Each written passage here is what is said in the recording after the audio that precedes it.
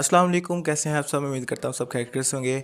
आज इस वीडियो के अंदर हम डीपीटी के बारे में बात करेंगे। आज इस वीडियो के अंदर हम डीपीटी के बारे में बात करेंगे, डॉक्टर ऑफ फिजियोथेरापिस्ट, यानी कि जो ख़ास तौर पर हड्डियों और पट्ठों के जो डॉक्टर होते हैं उनके बारे में बात करेंगे। उनकी एक डिग्री है डीपीटी जिसे कहते हैं, 5 साल की ये कंप्लीट डिग्री है। ठीक है, तो सबसे पहले मैंने आपको इसका ड्यूरेशन बता दिया है कि ये 5 साल की कंप्लीट डिग्री होती है।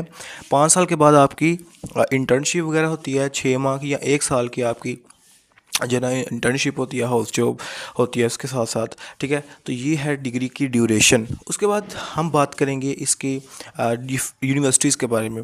तो पंजाब के अंदर इसकी जो अच्छी यूनिवर्सिटीज़ हैं उनमें जो है ना वो पंजाब यूनिवर्सिटी आती है। उसके बाद आती है king Edward medical university Lahore, Punjab university Lahore, university of Lahore. ठीक है ना, तो ये 3-4 यूनिवर्सिटीज़ जो हैं ये जो है ना वो गवर्नमेंट सेक्टर की यूनिवर्सिटीज़ हैं, बल्कि यूनिवर्सिटी ऑफ लाहौर जो है वो प्राइवेट सेक्टर की यूनिवर्सिटी है। ठीक है, उसके अलावा कराची की कुछ यूनिवर्सिटीज़ हैं। ठीक है, दाओ मेडिकल यूनिवर्सिटी है, इस तरह कुछ यूनिवर्सिटीज़ हैं जहाँ पे एडमिशन होता है। इसके बारे में आप रिसर्च कर सकते हैं, इसके बारे में आप सर्च कर सकते हैं, आपको जो है ना वो इन्फॉर्मेशन मिल सकती है किसी भी जो है ना वो अथेंटिक सोर्स से। ओके, तो आपने यूनिवर्सिटी सर्च कर लेनी है। उसके बाद अगर हम बात करें इसके फ़ीस स्ट्रक्चर की, ठीक है, तो फीस स्ट्रक्चर जो होता है ना इसका ऑलमोस्ट इक्विवेलेंट होता है दूसरी अलाइड हेल्थ साइंसेज के जो प्रोग्राम्स होते हैं ना, उसी की तरह इसका फ़ीस स्ट्रक्चर होता है। मतलब फ़ीस स्ट्रक्चर जिस तरह फार्म डी के मैंने आपको बताया था कि 60-70 हज़ार पर सेमेस्टर, या अगर एनुअल सिस्टम है तो 1.5 लाख 1,20,30,000 तक आपसे चार्ज किया जा सकता है। ठीक है, तो सेम इसी तरह डीपीटी का भी यही सीन है। अगर आपका गवर्नमेंट सेक्टर के अंदर एडमिशन होता है तो आपकी जो फ़ी होगी वो ऑलमोस्ट इतनी होगी, 50-60 हज़ार पर सेमेस्टर। ठीक है, अच्छी यूनिवर्सिटी है तो इतना ही है, 30-40-50 हज़ार तक भी ले सकते हैं। मतलब वो डिफरेंट यूनिवर्सिटी वेरी करता है, 30-40-50-60 इस रेंज के अंदर ही कोई ना कोई फ़ी होगी आपकी। ठीक है, पहले हमने किसकी बात की, ड्यूरेशन के बारे में बात की।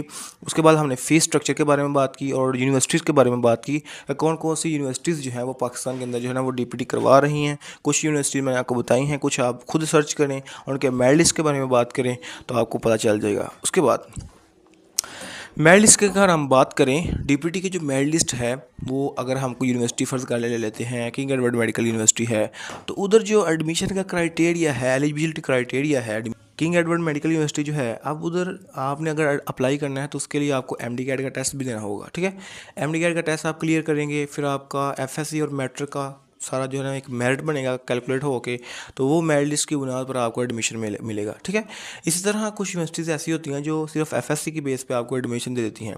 कुछ ऐसी यूनिवर्सिटीज़ होती हैं जो एफएससी और मैट्रिक की बेस पे आपको एडमिशन देती हैं। फिर कुछ यूनिवर्सिटीज़ ऐसी होती हैं जिन्होंने अपना टेस्ट जो है ना वो रखा होता है। ठीक है, तो ये हर यूनिवर्सिटी का आपने देखना है कि इसका अपना टेस्ट है या ये कौन सा टेस्ट ले रही है, या इसमें एलिजिबिलिटी क्राइटेरिया क्या है हमारा एडमिशन का। ठीक है, तो हर यूनिवर्सिटी जो है उसके एलिजिबिलिटी क्राइटेरिया वेरी करता है। यूनिवर्सिटी तो यूनिवर्सिटी एलिजिबिलिटी क्राइटेरिया क्या होता है, वेरी करता है। ओके, तो ये चीज़ भी आपने अपने जहन में रखनी है। तो ये मैंने आपको अभी जो चीज़ बताई है वो क्या है, एलिजिबिलिटी क्राइटेरिया किसी यूनिवर्सिटी के अंदर एडमिशन लेने का। ओके, अब हम बात करेंगे कि इस डिग्री के अंदर ज़्यादा स्टडी किस चीज़ को किया जाता है।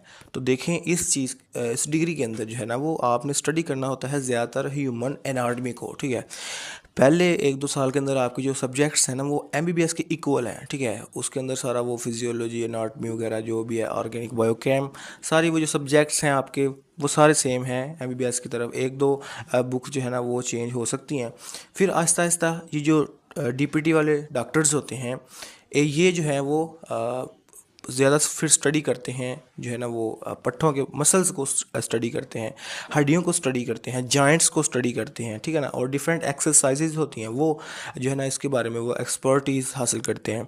तो ये जो है ना मेन फोकस होता है डीपीटी वालों का। आपने अक्सर देखा होगा कि जब क्रिकेट मैच हो रहा होता है तो वो अक्सर प्लेयर्स जो होते हैं वो ड्यूरिंग मैच इंजर्ड हो जाते हैं, या उनको क्रैम्प्स पड़ना शुरू होते हैं, क्रैक्स आना शुरू हो जाते हैं थोड़े छोटे छोटे। तो अब वो उन कंडीशंस के अंदर क्या होता है, डीपीटी वाले डॉक्टर्स होते हैं वो जो उनके पास जाते हैं, उनको उनकी ट्रीटमेंट करवाते हैं, उनको एक्सरसाइज करवाते हैं, तो वो सारे के सारे डीपीटी वाले डॉक्टर होते हैं। ठीक है, तो नो डाउट इसका स्कोप बहुत अच्छा है डीपीटी का भी। ठीक है ना, आप डीपीटी के बाद जो है ना वो काफ़ी जो है ना वो अच्छी जॉब्स अपना होल्ड कर सकते हैं। और इसके बाद आपको एक और बात बता दूं, डीपीटी वाले जो होते हैं ना डीपीटी वाले, डॉक्टर ऑफ फिजियोथेरापिस्ट, ये जो हैं वो अपने नाम के साथ डॉक्टर लिख सकते हैं, ठीक है। ये भी अपने नाम के साथ डॉक्टर लिख सकते हैं। इस तरह फार्म डी वाले मैंने आपको बताया था, वो भी अपने नाम के साथ डॉक्टर लिख सकते हैं।